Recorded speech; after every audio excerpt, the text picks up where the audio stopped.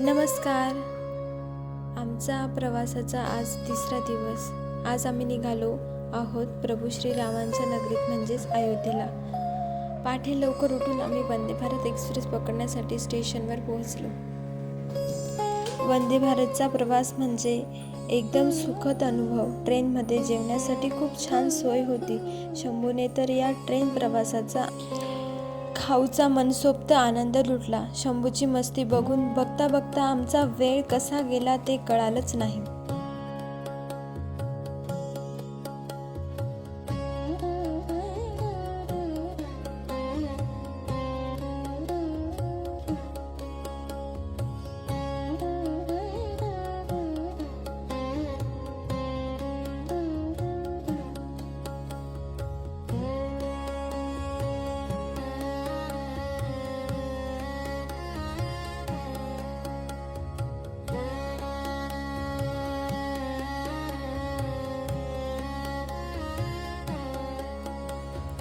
अयोध्येत आल्यावर सगळ्यात आधी आम्ही दर्शन घेतले ते म्हणजे हनुमानगडी.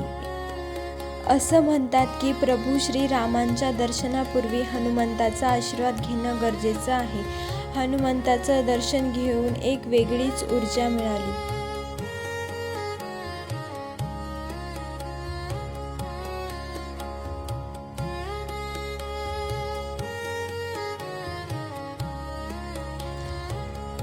त्यानंतर आम्ही गेलो ज्या क्षणाची आम्ही आतुरतेने वाट पाहत होतो, म्हणजे भव्य राम मंदिर. रामलल्लाचे ते लोभस रूप डोळ्यात साठवून घेतले. तेथील शांतता आणि भक्ती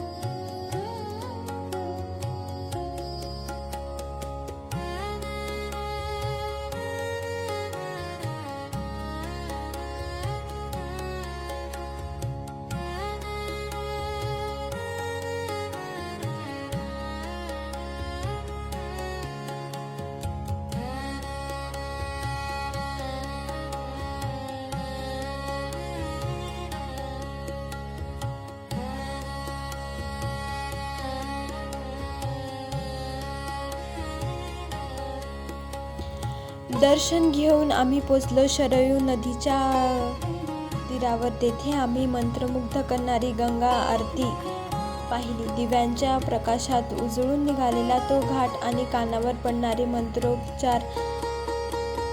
त्या मंत्रोच्चाराने मन खूप प्रसन्न करून गेले.